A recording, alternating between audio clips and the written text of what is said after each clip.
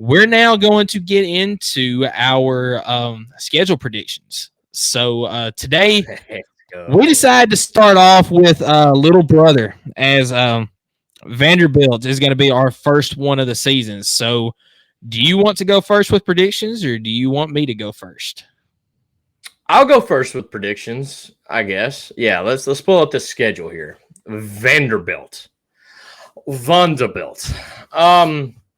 By the way, stupid logo change. They should have definitely kept the star, but that's just my opinion. I totally agree with that. I hate the V by itself. I've had some Vanderbilt fans say they hate the V by itself. You definitely. It's almost like they wanted to like somewhat be like us with the whole like one letter logo. I don't know. Like if they were going to change anything, they should have definitely incorporated the anchor. But whatever. It's not my team. I really don't give a rat's behind. Anyways, let's get into this schedule. And boy, let's just take a moment and kind of do a quick glance at this thing, right? Just kind of left to right, right to left, up, down, down, up. Pray for Vanderbilt. This is not a good schedule. This is, and I'm giving some gracious here. It's a 3-9 team here. Clark Lee got a lot to do if he wants to keep a job in Vanderbilt. And I'm not going to say it's his fault, but it is his fault. He's the head coach of a football team. But Vanderbilt just ain't built to compete with some of these teams. Now, they did get a great transfer from, I think, New Mexico State at quarterback. I think it's New Mexico State. Oh, please, God. If that's wrong, I'm so sorry. But kind of excited to see what he brings. But, man, look, Tennessee, LSU, South Carolina, honestly, is not a bad team. Actually, I did not just say that. Auburn is on the rise. Texas, though, like, come on. Kentucky is going to beat Vanderbilt, should beat Vanderbilt. Alabama, and then you got Missouri. Missouri is the team I was thinking about when I said South Carolina. Missouri is not a bad football team right now. I think they're really – and they brought back their 2 stars. I would arguably love to say 3, but unfortunately, running back's no longer there. But and then you got Virginia Tech to start the season, man. I mean – this is a 3-9 team, and I'll just go ahead and tell you, look, they're dropping Virginia Tech, and I think they do beat Alcorn State. They beat Georgia State, hopefully, unless Georgia State, does their thing. Oh, look at you. Yeah, I had these pulled up earlier. That's why I asked you for it earlier. Okay, nice.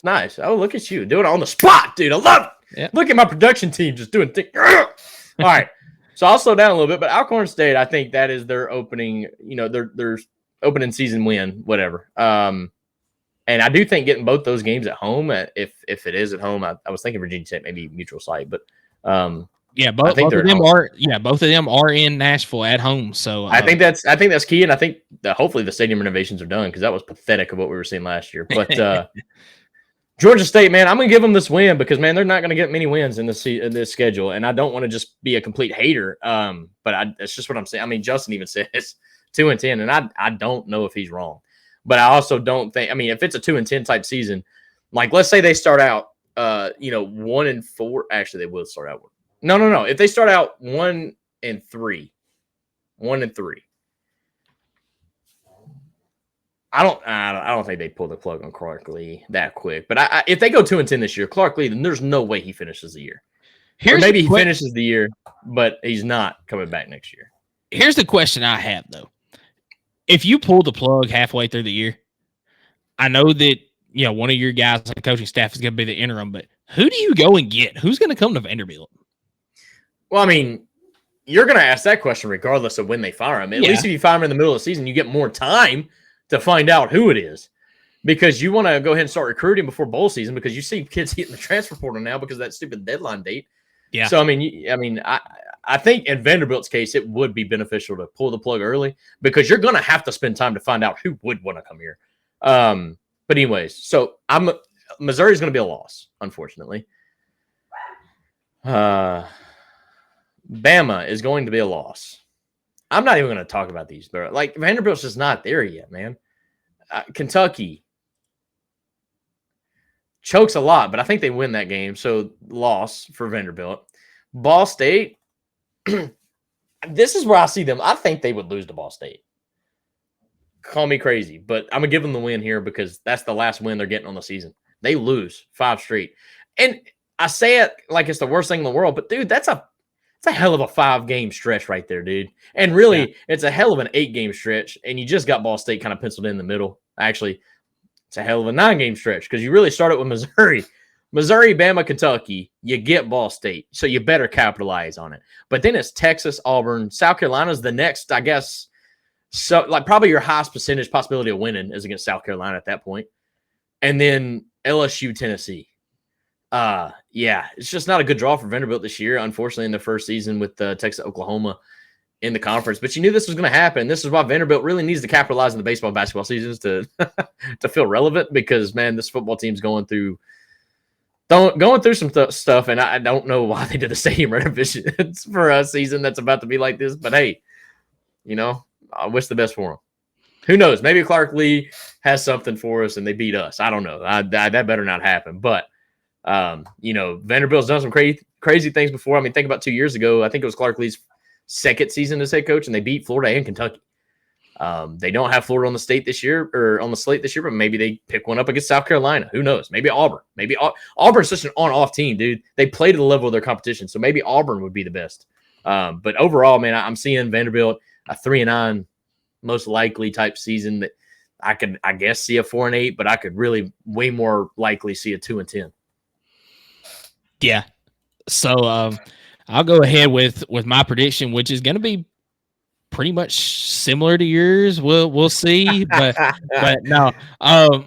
Opening game of the year is Virginia Tech. I do have a loss on that one. Now, I don't know where Virginia Tech's going to be exactly, but I do have them above Vanderbilt right now. So, and here's the thing about Vanderbilt too.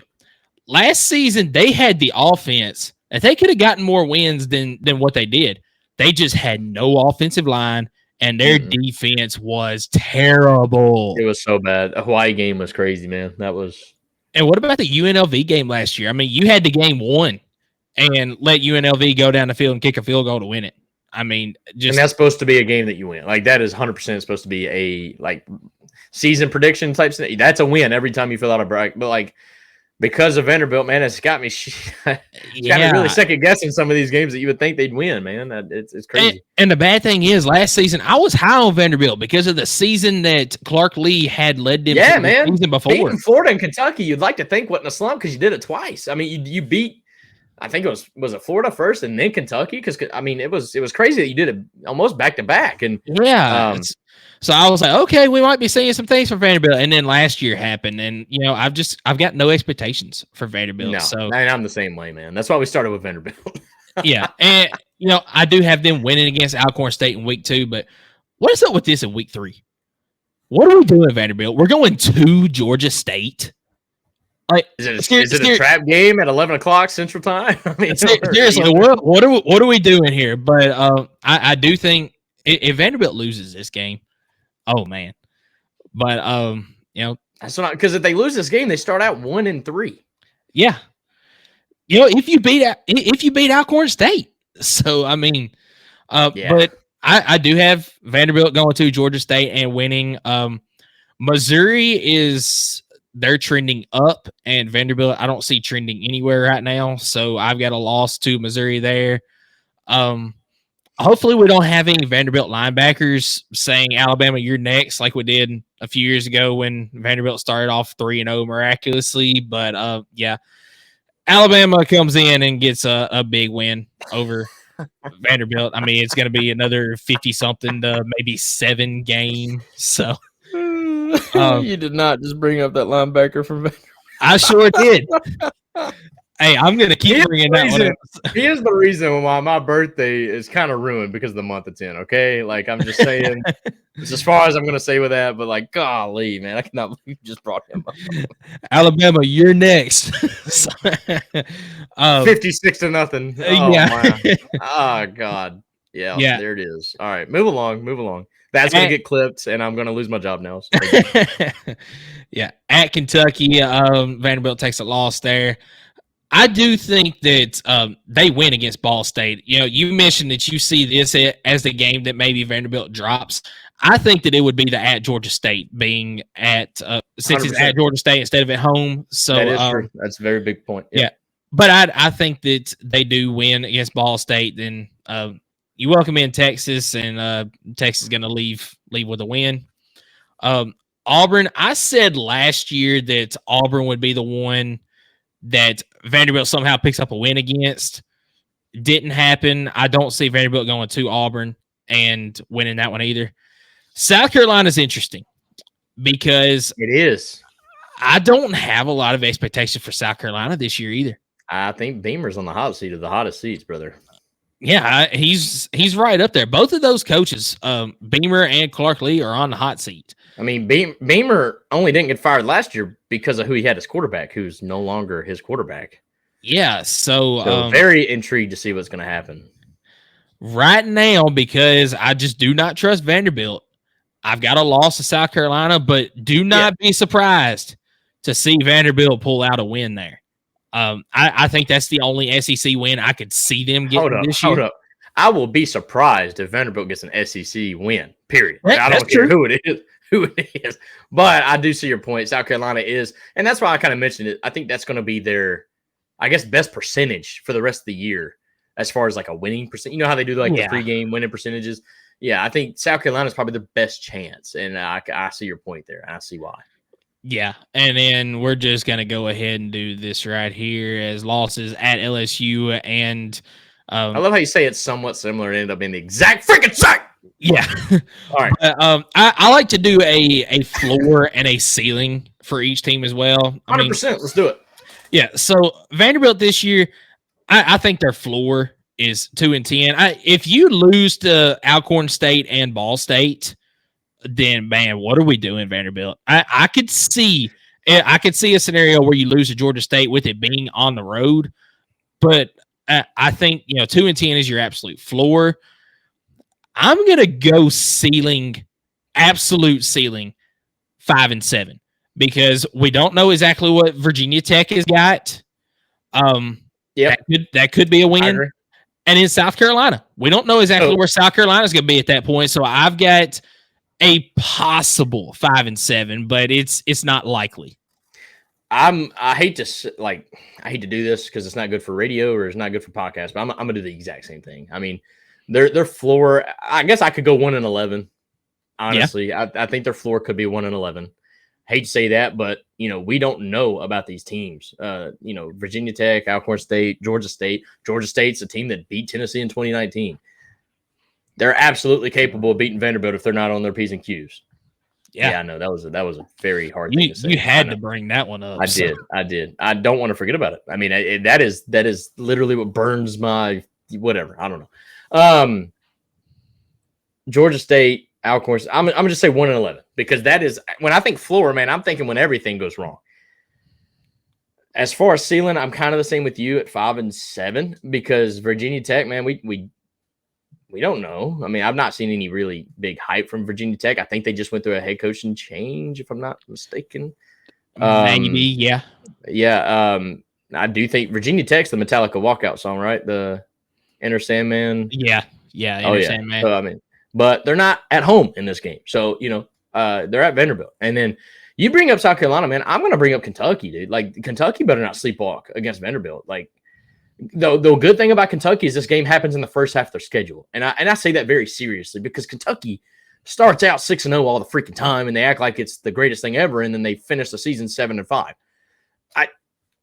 I'm not saying that to like really jab them, but I am saying that to jab them because it's it's getting old. They do it all the time. And every year when they start out winning and they're undefeated in September or whatever, and they're going crazy and then they get humbled very quickly. Yeah. And, so them getting Vanderbilt in the first half of the season, especially being right after that Alabama game, I think that's a massive benefit because Alabama's probably going to lay the wood to Vanderbilt, which is probably going to have Vanderbilt feeling pretty freaking bad about their season because if they've already got 3 or 4 losses at this point, they're not going to have much to play for against Kentucky. So, but who knows, man? 5-7, I think is a really high bar. I think really more than likely 4-8. But if we're thinking, hey, this thing comes together, what's the absolute best this team can do? Sure. If they win their non-conference slate and then just pick up one SEC win, 5-7's your route.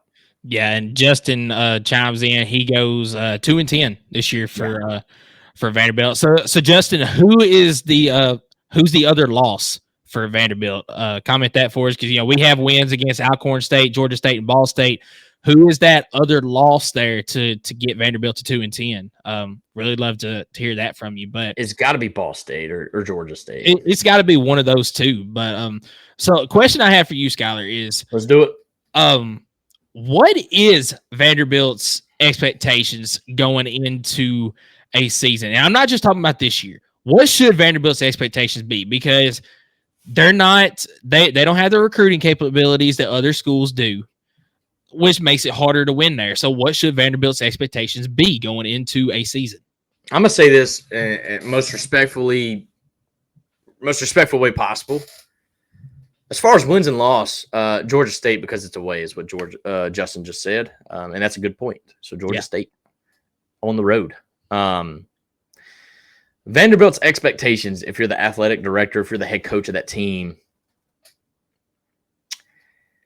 is wins and losses.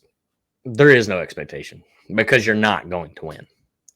However, and that I know that's heartless to say. It is what it is. However, the expectation is to not get freaking boat raced, not get embarrassed every week in and week out. Be competitive.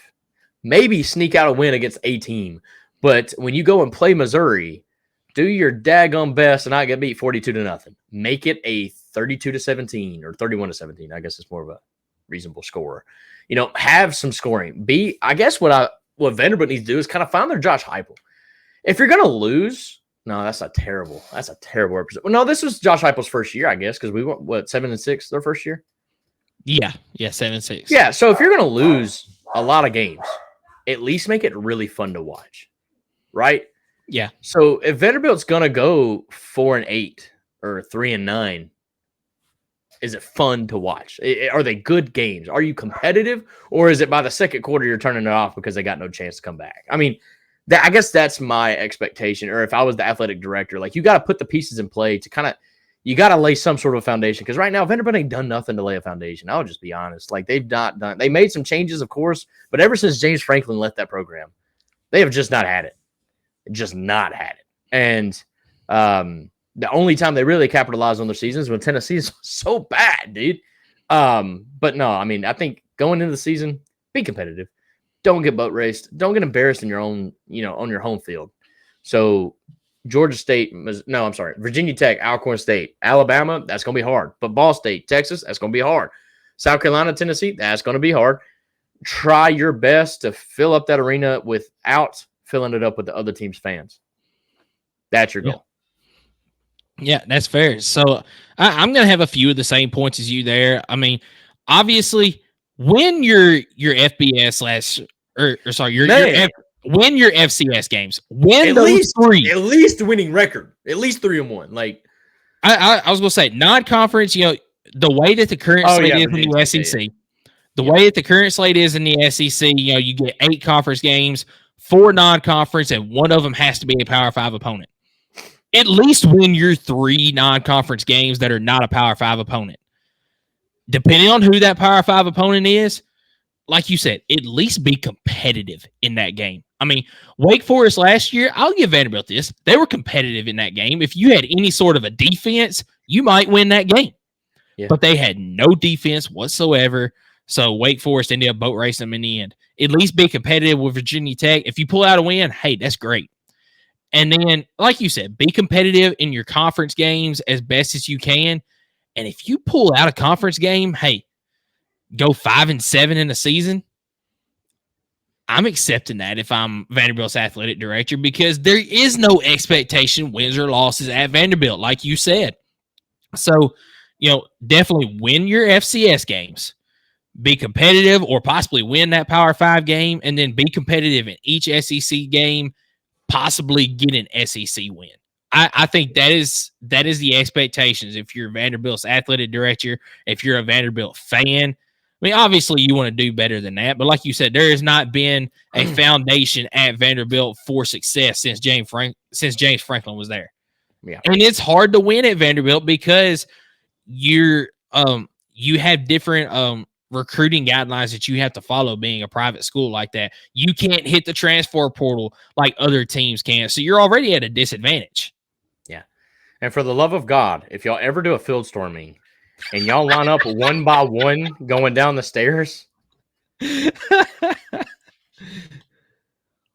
I don't even know what to say to that. That was the most that's got to be the most embarrassing moment for Vanderbilt. Not even the losses, but the single file line field rushing. Was it against Kentucky? Who was it against? It was against Florida, and then you still get fined for Imagine getting fined $250,000 for 30 guys to single file line go down to the field. That is wild. That is yeah. Do not do that, Vanderbilt. That was pathetic. Okay, at least like make it exciting. Jump over the wall. I don't care if you break an ankle. That's part of it. You rush the field. Like Jeremy said, that was the most Vanderbilt thing I've ever seen. It was, dude. Other than I don't know, I'm not gonna bring that up. Yeah, I'm just gonna leave it at that. It was crazy, man. That was wild.